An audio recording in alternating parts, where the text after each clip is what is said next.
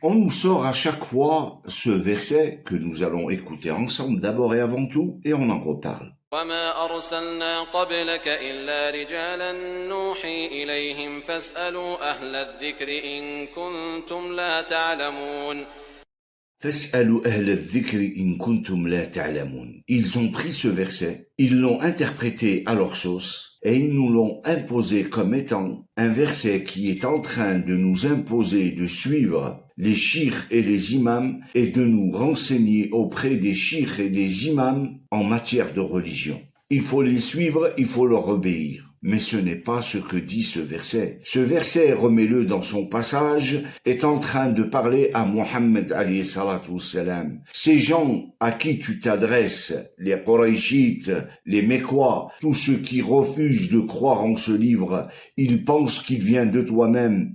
Nous avons envoyé d'autres hommes avant toi à qui nous avons fait la révélation comme nous te faisons à toi la révélation. Et interroge les gens du rappel, interroge les chrétiens, interroge les juifs, interroge ceux qui étaient là avant eux. Ils ont reçu des messagers avec un livre, avec le rappel, avec le livre d'Allah. Voilà ce que dit le verset. Il ne parle ni d'imam, ni de shir, ni de suivre quiconque.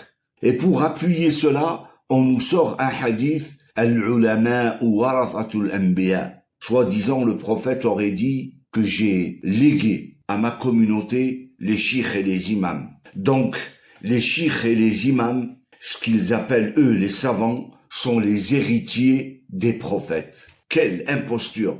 Un messager d'Allah, de la trempe de Mohammed alayhi salatu wassalam, va léguer des imams et des chiites qui vont diviser sa communauté alors qu'il a tout fait pour unir sa communauté. Le prophète alayhi salatu wassalam, Mohammed alayhi salatu wassalam, messager d'Allah, n'a légué qu'une chose à sa communauté en matière de religion, ce livre, et rien d'autre. Tout autre héritage est une imposture. Voilà ce que nous a légué Mohammed alayhi salatu wassalam, le livre d'Allah. Et ce livre, mes chers amis, pour ceux qui doutent de ce livre, Allah nous dit ceci. Écoute le Coran, écoute. أفلا يتدبرون القرآن ولو كان من عند غير الله لوجدوا فيه اختلافا كثيرا.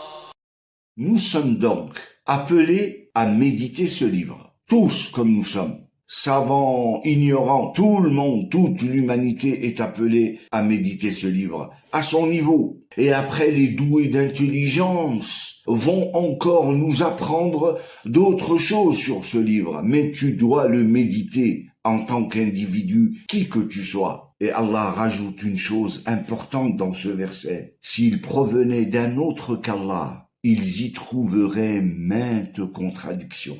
Donnez-nous une seule contradiction dans ce livre, et vous n'en trouverez pas parce qu'il provient d'Allah. Vous avez inventé 6 livres, comme les chrétiens ont inventé d'autres livres, comme les juifs auparavant et avant tout le monde. Ils ont inventé le Talmud au lieu de s'attacher à la Torah. Vous, chiites et imams, vous nous avez inventé 6 livres, les 6 livres des hadiths. On a lu ces livres que de la contradiction, parce qu'ils ne proviennent ni d'Allah ni de son messager, que des contradictions. Pas un seul hadith n'est pas contredit par un autre, mais aucun verset du Coran ne contredit un autre. Tout est logique, tout est intelligence, tout est soigneusement harmonisé, tout est calculé, ça ne provient que d'un Seigneur, le Seigneur des mondes.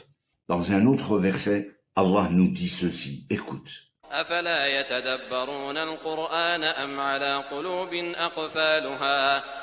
Vous avez compris ce verset? Au lieu d'aller à droite et à gauche, à chercher d'autres livres pour inventer des religions, pour inventer des croyances, comme ils l'ont fait, les chiites et les imams, méditez le Coran. Pourquoi méditez-vous des livres de hadith, des livres de chiites et d'imams, et vous délaissez le livre d'Allah? Vos cœurs sont-ils cadenassés à ne pas méditer le livre d'Allah? Vous lisez des livres qui se contredisent, vous croyez en des livres qui se contredisent, et vous délaissez ce livre plein de sagesse, de raison, d'intelligence, de logique. Qu'est-ce qui vous arrive? Vos cœurs sont-ils cadenassés au point d'oublier ce livre pour vous intéresser aux livres des chiites et des imams, aux hadiths faux, forgés, sahih, faibles. Médite ces 2 versets, mon ami. C'est les 2 seuls versets où Allah nous appelle à méditer le livre. Et il y a une sagesse derrière cela. Salam alaikum et au plaisir de vous retrouver pour la prochaine vidéo. Inch'Allah.